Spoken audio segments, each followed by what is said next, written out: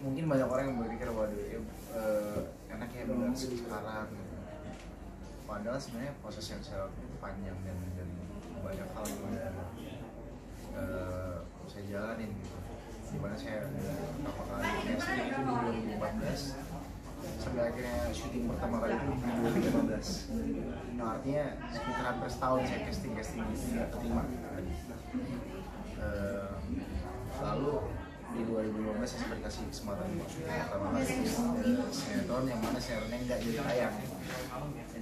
Lalu sempat saya dapat judul udah tayang, diselipin lah gitu istilahnya. Lalu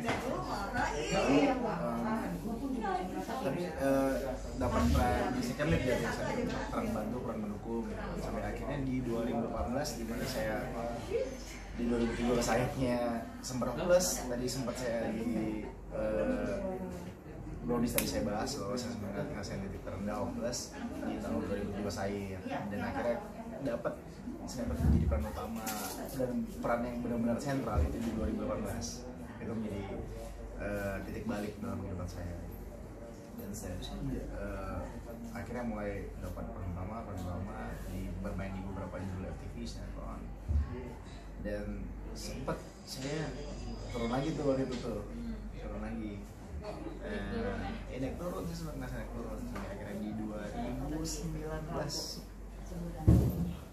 saya mulai bagus lagi dapat judul yang lumayan panjang saat itu sampai pada akhirnya di 2020 di mana saya terakhir di judul yang bareng sama Dinda Hal.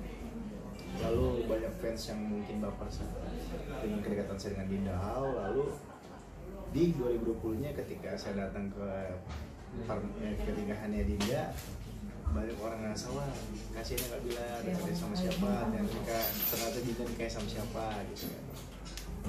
Terus seminggu kemudian Lesti juga ngalamin hal yang sama dan di minggu selanjutnya kita dipertemukan di acara talk show. Di situ mulai ya alhamdulillah saya merasakan top perform lah ibaratnya dan sebenarnya saya sempat ngeluh beberapa kali dengan kehidupan saya yang saya rasa gini-gini aja gitu. Jadi saya anaknya kan memang ketika ingin sesuatu tuh harus dapat gitu. Tapi ketika saya udah ya harus ambisius, tapi ketika saya udah usaha tapi hasilnya gitu-gitu aja, saya pasti ngerasa udah nggak usah coba lagi gitu. Dan sempat saya minta saran sama bapak saya waktu itu, tapi apa ya saya ini aja gitu. Lalu bapak saya bilang kalimatnya sederhana sih, nikmatin apa yang sekarang, jalanin prosesnya karena ketika kamu di puncak kamu nggak tahu lagi mau kemana. Bagian akhir kamu udah tinggal turun doang. Jadi saya selalu percaya bahwa ketika kita menjalani suatu proses yang sangat panjang dan ketika kita menikmati hasilnya pasti lebih ya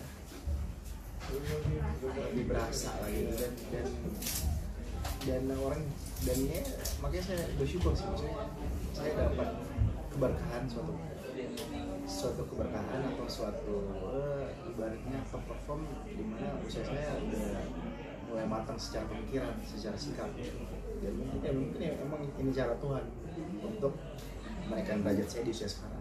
Karena kalau seandainya saya 3 atau 4 tahun lalu dengan saya masih dulu mungkin saya nggak bisa nge-maintain-nya gitu, Itu umur berapa Pak? Berarti pertama kali terjun ke dunia entertainment? 17 tahun.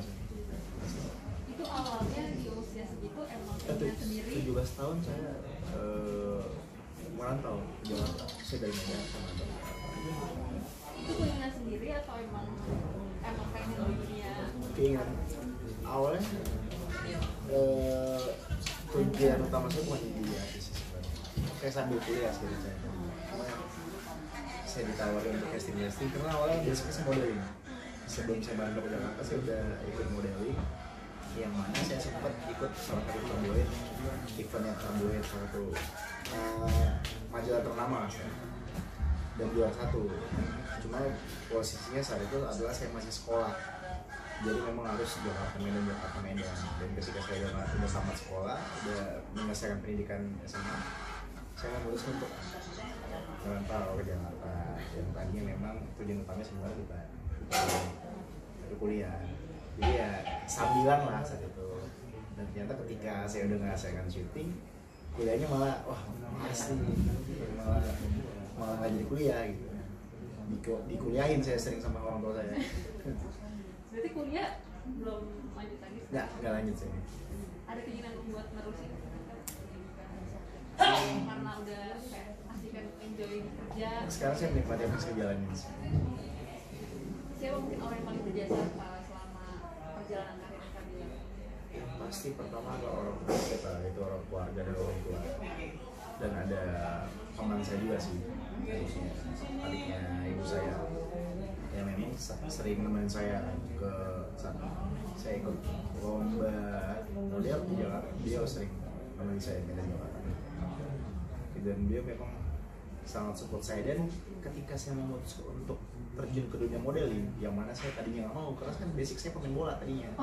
Ya, terus beliau yang menyarankan justru, ya udah coba masuk aja model, masuk ke agensi model, karena kan mungkin hitung-hitung untuk nambah pengalaman plus nambah teman juga kan. Dan berkat saran beliau akhirnya saya memutuskan untuk ya udahlah saya ambil modeling. Tapi itu kan pertama kali merantau awalnya tujuannya kuliah, akhirnya jadi syuting terus kuliah jadi nggak tuntas. Keluarga sendiri respon keluarga gimana? Maksudnya nggak keberatan? Keluarga sih selalu dari dulu ya selalu support dengan apa yang saya jalankan, apa terutama ibu saya. Dan alhamdulillah dari support, dukungan dan restu dari orang tua saya juga mungkin yang ngebuat alhamdulillah karya saya meningkat gitu. Karena memang dari dulu ketika saya ingin casting atau ingin melakukan aktivitas kerjaan di sini, saya selalu minta doa dari ibu saya di Medan. Bisa juga gak sih maksudnya naik puncak karir kamu tuh justru karena itu bukan karena syuting atau karena dijodohin sama Lesti? Yes, sebenarnya.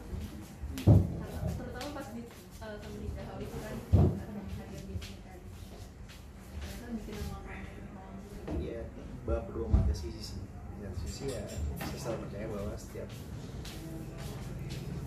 jalan hidup seseorang itu pasti sudah ada tentunya, sudah ada takdirnya. Ya, ini ya takdir saya, rezeki saya yang Tuhan kasih melalui jalan ketemu dengan Lesti, pertemuan dengan Lesti, membuat karya sesuatu yang bagus. Ya di sisi lain mungkin banyak ada orang-orang yang menganggap bahwa wah itu karena masalah percintaan segala macam. Ya, intinya apa ya? Seperti saya bilang tadi, seperti saya bahas di awal tadi, orang kadang melihat apa yang kita dapatkan sekarang tanpa tahu prosesnya dimana ya memang dan memang orang tua saya juga bilang hal ini sekarang yang kamu dapatkan sekarang ini pantas kamu dapatkan karena ini hasil dari kesabaran, perjuangan dan pahit ya atau tidak enaknya syuting persajian kan banyak banget sih. Dari casting yang saya datang casting tapi nggak di casting, dari pagi mungkin sampai malam nggak ternyata casting, terus syuting datang jam 8 pagi sampai jam 12 malam dikabarin bahwa mas besok aja ya pending syutingnya. Itu untuk tahun baru dan saya sudah ngerasain itu. Alhamdulillah itu ngebentuk mental juga kan bagi saya, karena ya pahit getirnya sudah saya jalanin gitu. Dan untuk saat ini juga ya, Di posisi sekarang saat ini suka duka yang pasti saya bersyukur dengan apa yang saya dapatkan. Cuma ya dengan apa yang saya jalankan sekarang,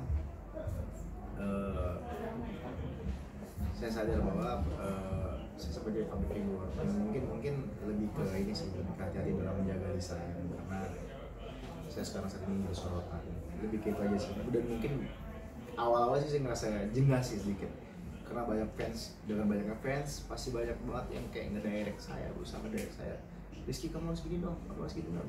Tapi lama-lama saya mulai terbiasa, oh ya udah gitu. capek juga kalau diikutin maunya mereka gitu. Yang penting saya jalanin hidup saya, ya udah. Terakhir mungkin goals kamu itu udah sukses, lo pengen mencapai apa lagi sih impian? Keinginan manusia tuh nggak ada batasannya ya, pastilah Apa manusiawi ya. Dan banyak banget sih ketika saya udah ngerasa, wah saya udah dapat pemimpian, saya udah dapat kendaraan, saya ketika dapat kendaraan bagus sih, kendaraan lebih bagus pastilah. Tapi goals yang ingin saya dapatkan salah satu pasti adalah berkeluarga. Dan ya lebih mungkin investasi jangka panjang lah, karena saya termasuk tipe yang planner, dimana saya berpikir hidup tuh harus mempersiapkan tidak hanya setahun ke depan atau bulan depan, tapi untuk 5 atau 10 tahun ke depan. Investasi apa? Investasi rencana properti kah? Properti, lebih ke properti, karena properti kan nggak turun. Teman saya, Bang Dilar ini kan role model banget di stylist. Nah itu kiblatnya kemana sih? Sering gimana stylist? Apalagi ke tuanin atau? Saya lebih ke streetwear sih, ya. Streetwear di mana ya lebih kayak seperti yang saya pakai sekarang, lebih ke casual trendy. Kalau pakai sekarang kan cenderung branded bang. Nah branded itu melambangkan status juga kan atau gimana? Atau dari faktornya? Iya, sebenarnya nyaman satu. Kita kan mau pakai barang nyaman dan kalau brand biasanya kan kualitasnya juga bagus, jadi tahan lama.